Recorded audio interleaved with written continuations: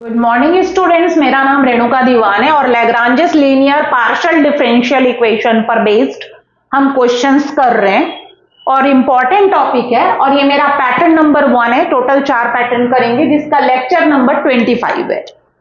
आपको क्वेश्चन बोलकर नहीं आएगा कि लैग्रांज से सॉल्व करिए। ये आया जैसे क्वेश्चन लिखा हुआ है बोर्ड में, y square z by x into p plus z x q is equals to y square, solve करिए, बस आया। तो आप पहले पहचानेंगे कि P क्यों लिखा है। P मतलब del z by del x और Q मतलब del z by del y. क्या ये लैग्रांज का लीनियर पार्शियल डिफरेंशियल इक्वेशन है? पहले आइडेंटिफाई करिए। अगर लैग्रांज का लीनियर पीडीई है तो उसको सॉल्व करने का प्रोसेस डिफरेंट है। तो सबसे पहले अपॉन में जो x है उसको थोड़ा सिंप्लीफाई करिए, उसको 1 नंबर मत डालिए। मैंने x से थ्रू आउट इंटू किया, x से इंटू किया तो जेड एक्स स्क्वायर और यहां पर x आ गया, वहां का x कैंसिल हो गया। अब इसको इक्वेशन नंबर 1 डाली।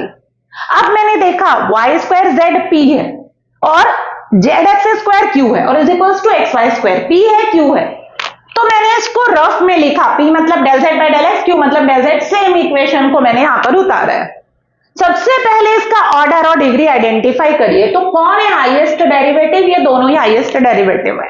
जेड का सिर्फ एक बार डिफरेंशिएशन हो रहा है इसमें। तो इसमें देखिए this is the highest derivative, इसके होल पावर में क्या है उसको देखिए 1। इसका मतलब इसकी डिग्री जो है वो है 1।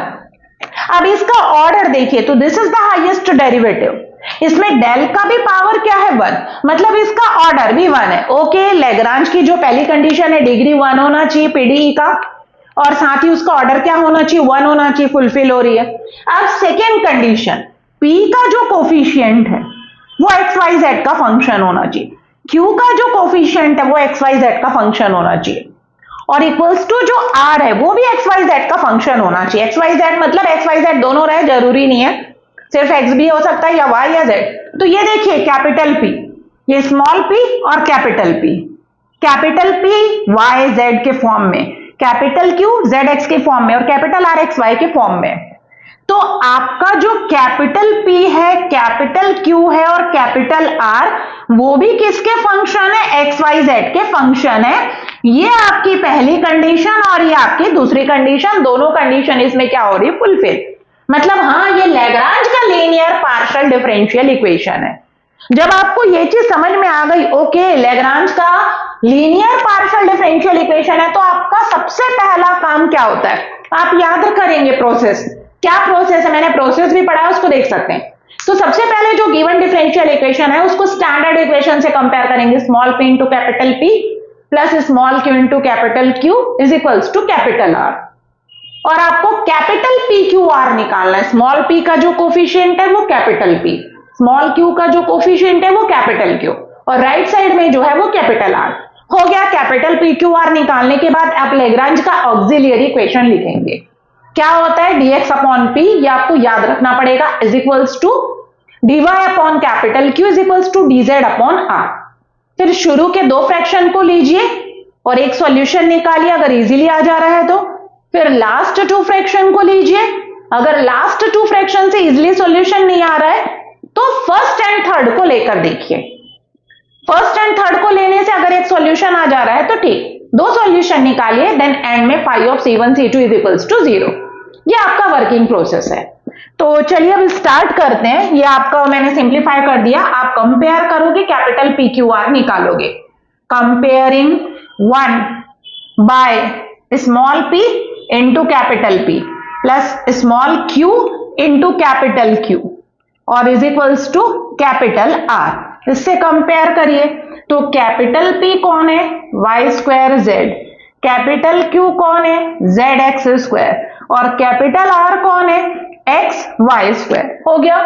अब आप क्या लिखेंगे? इसके बाद आपको पता है लैग्रांज का ऑक्सिलियरी इक्वेशन लिखेंगे। Lagrange's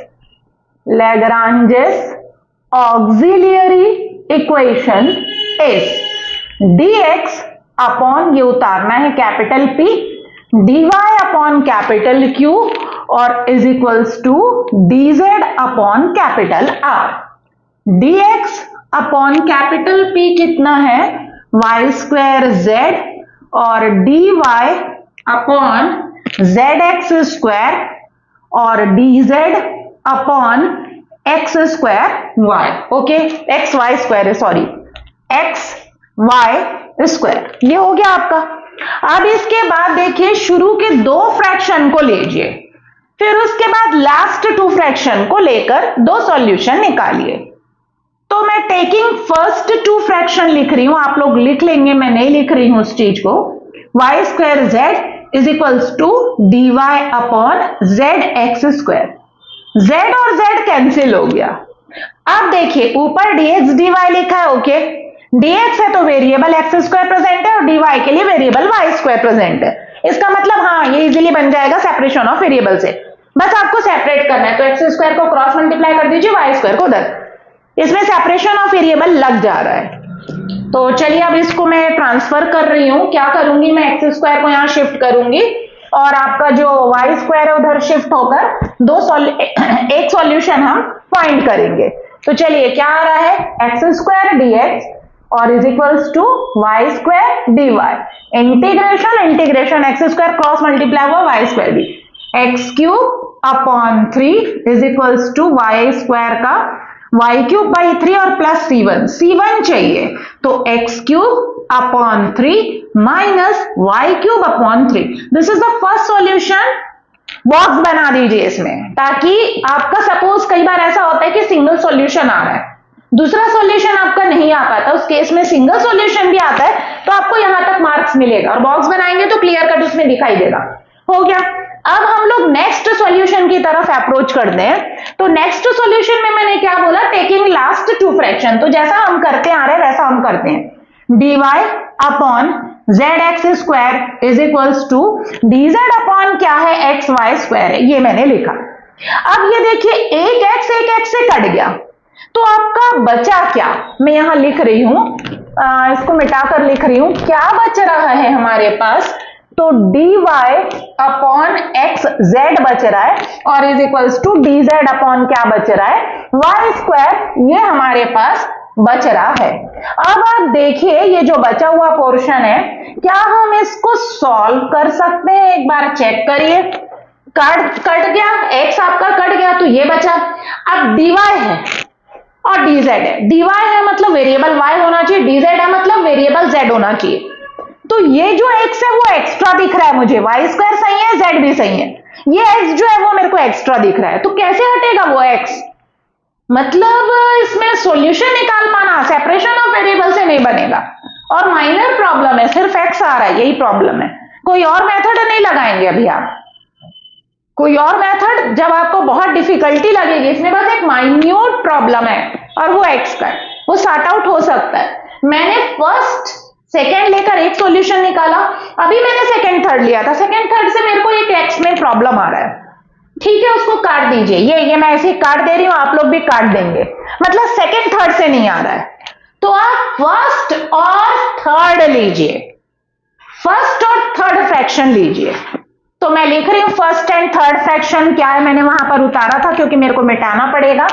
taking first and third fraction आप लोग लिख लेंगे dx upon y square z और is equals to dz upon x y square. एक सिंपल लाइन से काट दीजिए क्योंकि सॉल्व नहीं हो रहा है, कोई गलत नहीं है, हमने सेकंड और थर्ड को लिया तो मैंने देखा x जो है वो बच जा रहा है, प्रॉब्लम क्रिएट कर रहा है, तो मैं फर्स्ट एंड थर्ड फ्रैक्शन को ली। तो यहां पर आपको क्या कटता नजर आ रहा है, वाई स्क्वायर, पूरा वाई स्क्वायर कट गया, तो आपका बचा क्या, dx अपॉन जेड बचा और dz अपॉन क्या बच रहा है, dz अपॉन x बच रहा है। अब ऊपर dx है तो वेरिएबल x होना चाहिए, हाँ है, dz है तो वेरिएबल z होना चाहिए, हाँ है, इसका मतलब हाँ इससे बन जाएगा, z को वहां ले जाइए, x को वहां ले जाइए, तो x सेपरेशन ऑफ वेरिएबल और z के dz के साथ कौन चला गया, z। अब इसको इंटीग्रेट करिए, x का इंटीग्रेशन एक्स स्क्वायर बाई 2 और z का इंटीग्रेशन जेड स्क्वायर बाई 2। चूंकि हमारा ये सेकेंड सॉल्यूशन है इसलिए प्लस आप क्या लगाएंगे, c2 लगाएंगे। अब आप c2 निकालिए यहां से, तो c2 इज इक्वल्स टू क्या आएगा, x square by 2 minus y square by 2, ये आया हमारा c2। बॉक्स बना दीजिए, this is c1 and this is c2।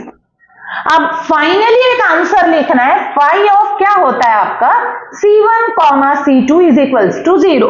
Phi of, put the value of C1 x cube upon 3 minus y cube upon 3 comma the value of C2 is x square by 2 minus y square by 2 और is equals to 0. यहां आप लिख दीजिए this is required solution. This is required solution. Required मतलब जो solution निकालने बोला ये. तो मैंने टोटल 4 क्वेश्चन कराए स्टूडेंट, और वो भी पैटर्न 1 का. अब इसके बाद हम लोग पैटर्न 2 के क्वेश्चंस करेंगे. लैग्रांज का ही क्वेश्चन है लेकिन उसमें मैं पैटर्न 2 कराऊंगी. So thank you students.